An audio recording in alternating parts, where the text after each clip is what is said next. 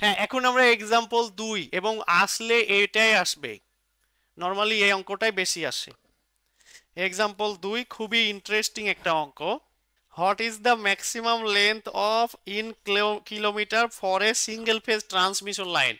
তাহলে কি বলছে, সিঙ্গেল ফেজ ট্রান্সমিশন লাইন, যেখানে আমার লেন্থটা বের করতে বলছে। লেন্থ সমান কত? হ্যাঁ, সেক্ষেত্রে আমাদের কি কি দেওয়া আছে বলো, যে transmission line having copper conductor of এত centimetre square cross section area. তাহলে এ সমান দেওয়া আছে কত, 0.77 সেন্টিমিটার স্কোয়ার, 775। তো মনে রাখতে হবে যে সেন্টিমিটার স্কোয়ার কিন্তু আমাদের মূল একক না। যখনই এগুলো আসবে তখনই সাথে সাথে তাকে কি বানাই দিতে হবে, মিটার। যেহেতু স্কোয়ার আছে তাহলে স্কোয়ার, তাহলে এটা কি হয়ে গেল আমার, মিটার স্কোয়ার। কারণ আমরা জানি কি সেন্টিমিটার থেকে মিটারে যেতে হলে কি 1/100 করতে হয়, 1/100 মানে কি 10^2। এরপরে cross section area over which 200 kilowatt at unity power factor, তার মানে পি আর সমান কত দেওয়া আছে,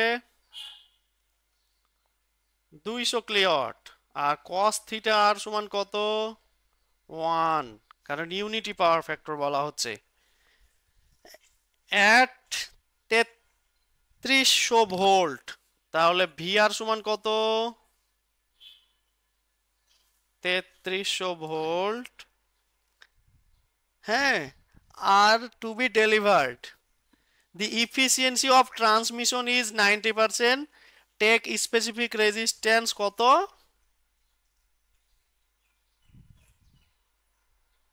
বলো।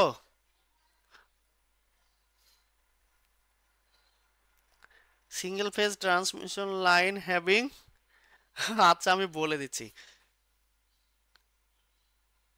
কপার কন্ডাক্টর অফ এত ইউনিটি, তাহলে ইফিসিয়েন্সি বলা হচ্ছে কত, 90%। আর রো স্পেসিফিক রেজিস্টর বা রেজিস্টিভিটি যেটাকে বলি আমরা, সেটা বলা হচ্ছে 1.72 মাইক্রো ওহম, 725 মাইক্রো ওহম। তার মানে এটা কত লিখতে হবে, 10^6 ohm. Okay,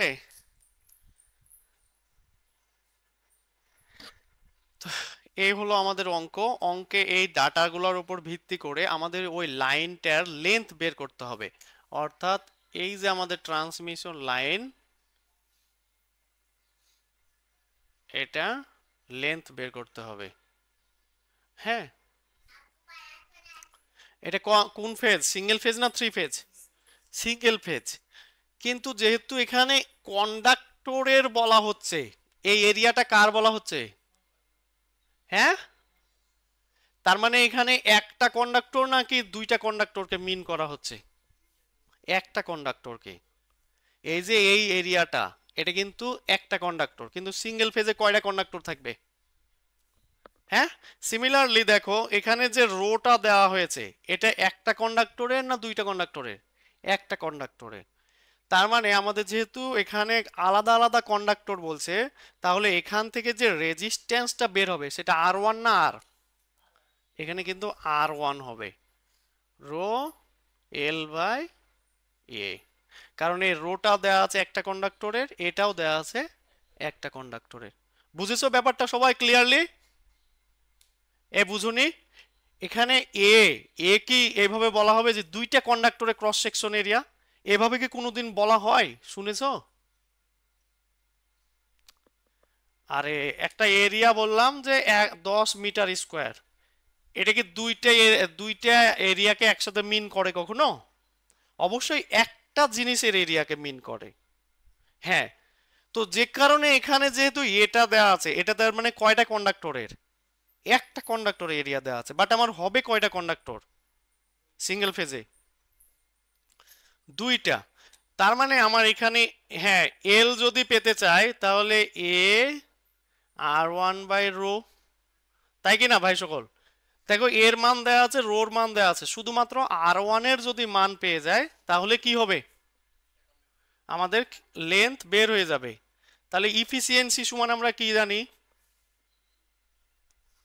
PR by PR plus line loss না ভাই সকল? তাহলে ইফিসিয়েন্সি কত দেওয়া আছে, 90%, তার মানে কত 0.9। আর PR কত দেওয়া আছে জানো, 200 কে, 200 কে প্লাস লাইন লস। তাহলে লাইন লস কত হয় বলো তো একবারই,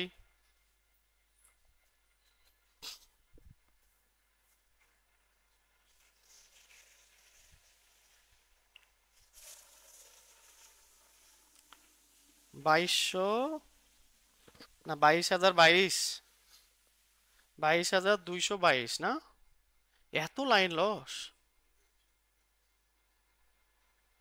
সুবহান আল্লাহ।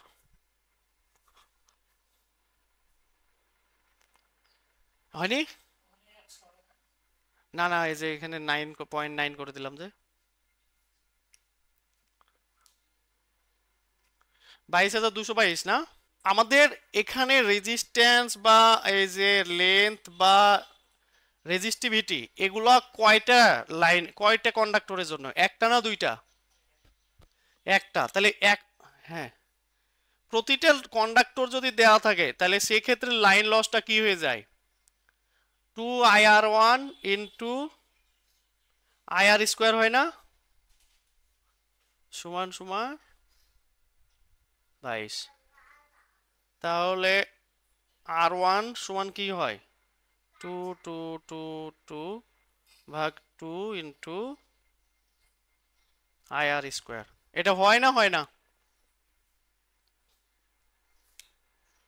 এ 2 কেন আসলো সবাই ক্লিয়ারলি বুঝছো না বুঝোনি?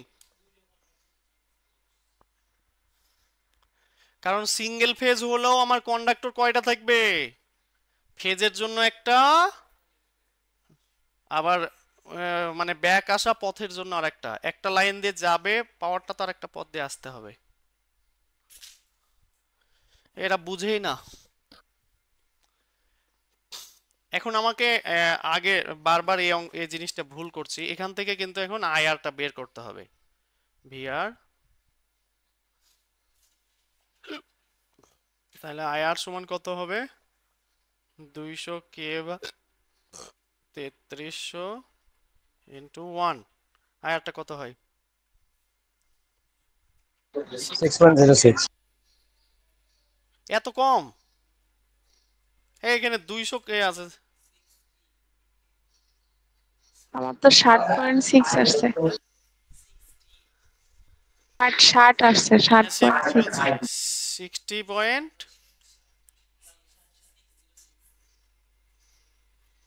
ওকে, তাহলে এই ভ্যালুটা এখানে বসাই দাও, তাহলে দেখো R1 এর মান কত হয়,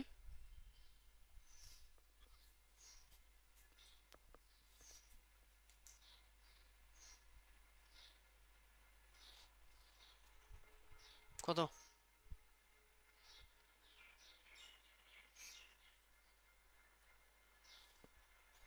183.331।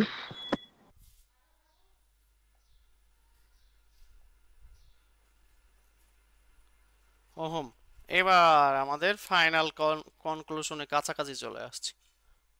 তাহলে এখন এল দরকার, লেন্থ, লেন্থ সমান সমান কি হবে, এ কত, 0.775 ইন্টু 10⁻⁴, R1 কত পেলাম, 183.331। এই যে আমরা কিন্তু পিজিসিবিতে এভাবে ক্যালকুলেশন করা হয়, এবং এভাবে ক্যালকুলেশন করে এই যে ইম্পিডেন্স রিলে নামে একটা রিলে আছে, এটার মাধ্যমে আমরা অনায়াসে বলতে পারি যে ফল্ট এত কিলোমিটার দূরে হয়েছে, বুঝছো? এটা একটু ভুল হয়েছে মনে হচ্ছে, আর হচ্ছে 3.02 আসছে।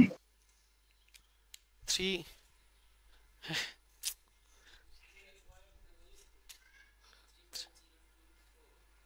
কি করছো তুমি, বলছো না কেন তোমরা, কনফিউজ হলে হবে।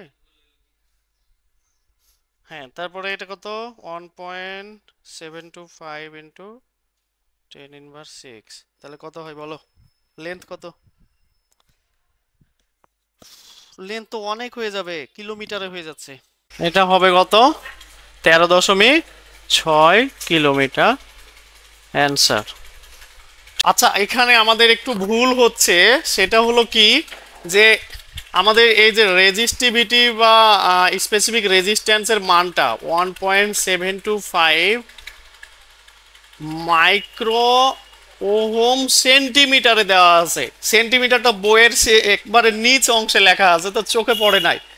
তাহলে এইটারে যদি আমরা মিটারে কনভার্ট হতে চাই তাহলে কিন্তু এটা এমন হবে, সেন্টিমিটার 10^6 ওহম সেন্টিমিটার হলো। এখন যদি মিটারে যেতে চাই তাহলে কি হবে, 10^6 ইন্টু 10^2, তাহলে এখন লিখতে পারবো ওহম মিটার। তার মানে কি দাঁড়াচ্ছে বলতো, তার মানে এখানে আমার হয়ে যাবে 10^8। ওকে, এবার রেজাল্ট হবে কত, 13.6 কিলোমিটার। এটা হলো আমাদের অ্যান্সার। একটু ডাটাকে সঠিকভাবে না দেখার জন্য উত্তরে কতটা বড় ভুল হয়ে যাচ্ছিল। আশা করি অঙ্কটি সবাই বুঝেছো। ধন্যবাদ সবাইকে।